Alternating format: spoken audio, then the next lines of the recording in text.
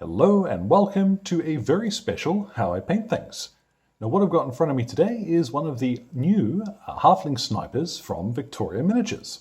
Now this fella, he is a 3D print because she ran a Kickstarter where you were able to get your hands on the STLs for them, and they are also now available through My Mini Factory. But the best news is they're also going to be available in plastic. So I will pop a couple of links in the description if you want to get your hands on these. What with a new Codex Astra Militarum on the way, I figured it would be fun to paint one of the, I don't know, less seen miniatures units on the table. I've always loved ogryns and ratlings, and these are a really neat range of miniatures to represent the latter. So, as always, all of the paints will be listed in the description below. Let's get started. Now once your miniature's all assembled, whether he's a print or one of the plastic ones coming, then all you need to do is hit him with a primer spray. And for this I've used Vallejo's Grey. You could use just about anything. I do suggest something that will be nice and light though. So Grey Seer or Wraithbone will work very well if that's what you want. You could even start from white.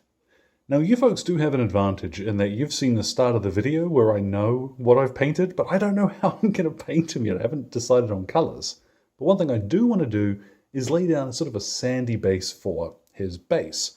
So what I've got here is Morghast bone and a scrunkly old brush. I'm just going to jam this over so that we get a little bit of texture into here.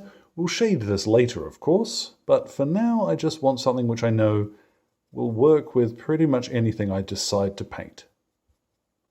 Starting with the base does help me illustrate a point, in that painting, well, it's like getting dressed. You start with the lowest layer, and then everything else we paint over the top, so it's easier to tidy as we go.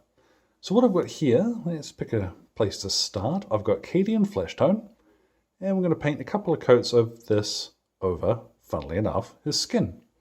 You'll see we get a little bit of the primer showing through. It is slightly translucent, so we will need that second coat.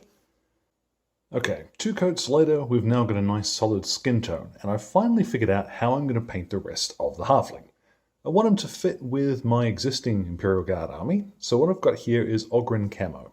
Now this is a colour I don't honestly use very often, but it's nice to have. But if you don't want to pick up a paint just for painting a t-shirt now and then, there's something like Nurgling Green would also work very well here. I'm using this because it's got a nice yellowish richness to it, which I really like. And you'll see I'm not being terribly careful. If I do hit things like his trousers, his ammo belts, we're going to paint those later. Over our nice light primer, that'll actually cover in 1 coat, but don't tell anybody. I have now Steel Legion Drab, and I'm going to paint in his trousers.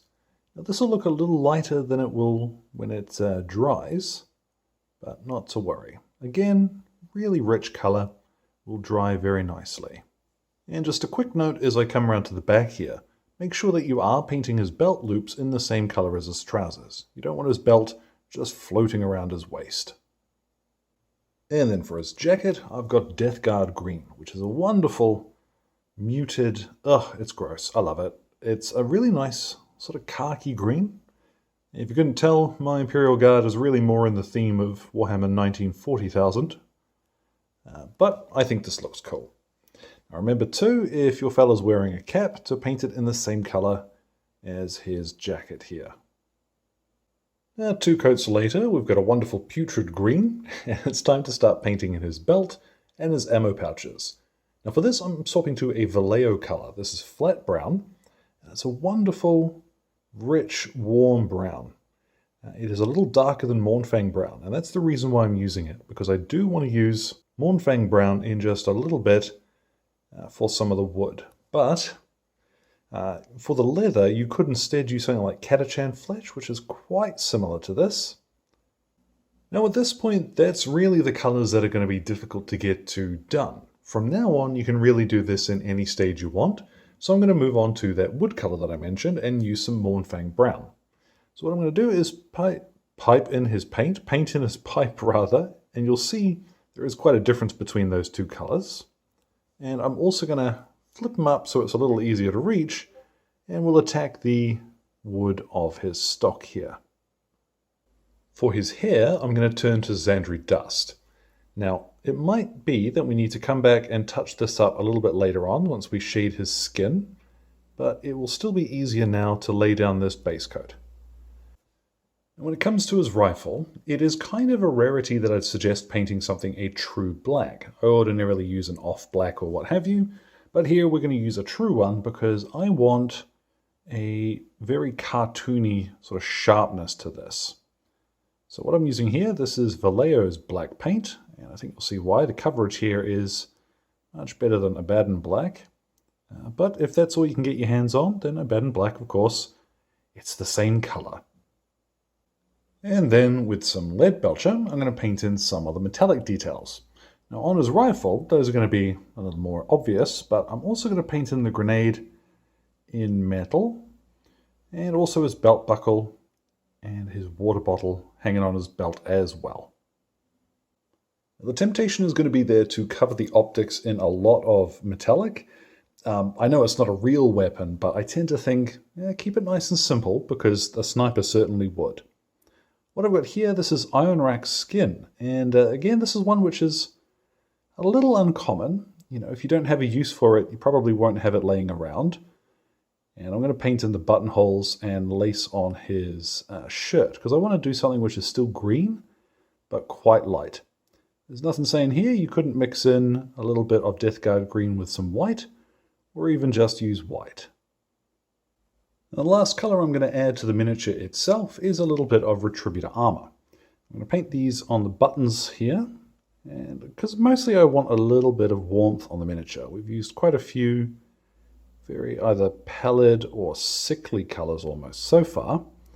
And let's pop a little couple up here on the buttons on his hat. Now finally, I have quickly dipped in with a little bit of Karak stone and some screaming skull on the screaming skull funnily enough, just because I want that base to be a little more interesting. A lot of that's going to disappear when we shade and dry brush it, but I think it will make quite a difference if we do that now.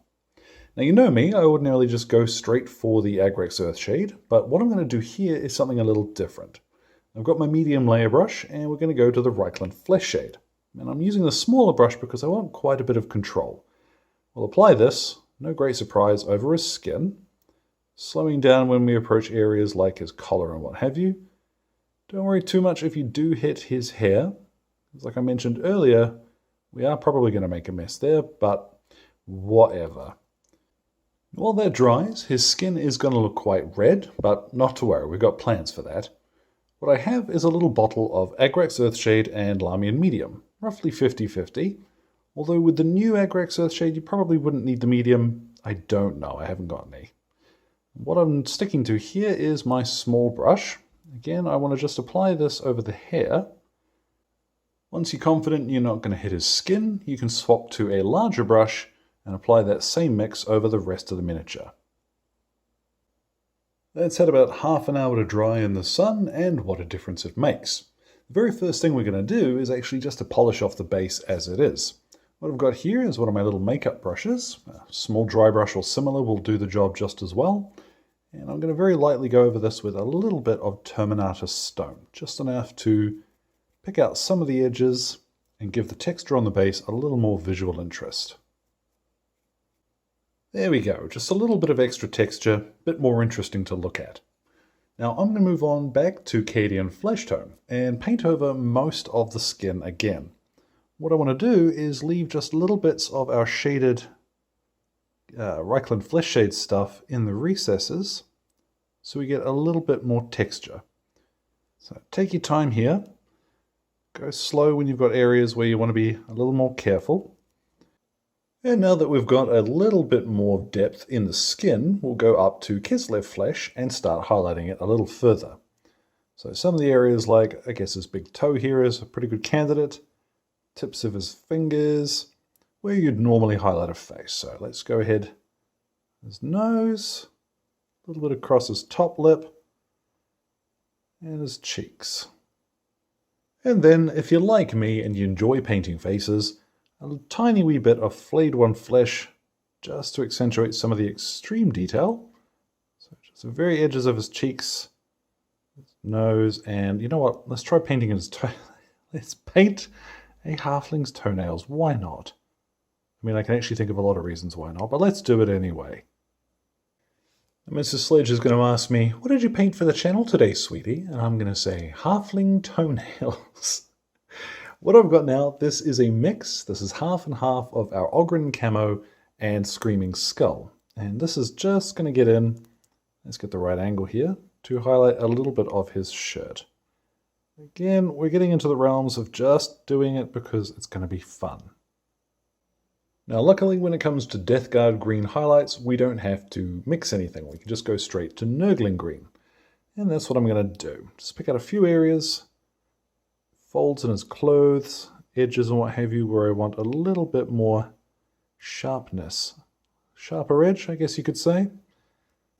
Now this is where having thinned down our Agrax Earthshade is going to make a little more sense, because instead of now having to go back with the Death Guard green in order to, brighten everything up again, we can just go straight to the highlighting and still get a pretty nice finish. So highlighting his trousers, I have Baneblade Brown, and this is quite a step up from our Steel Legion Drab. So you don't want to add very much of this one.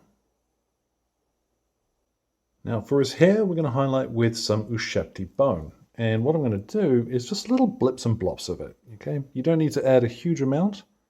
You just want to add a few little dots at the edges of big clumps of it. Oh, goodness me. Halfling feet, man.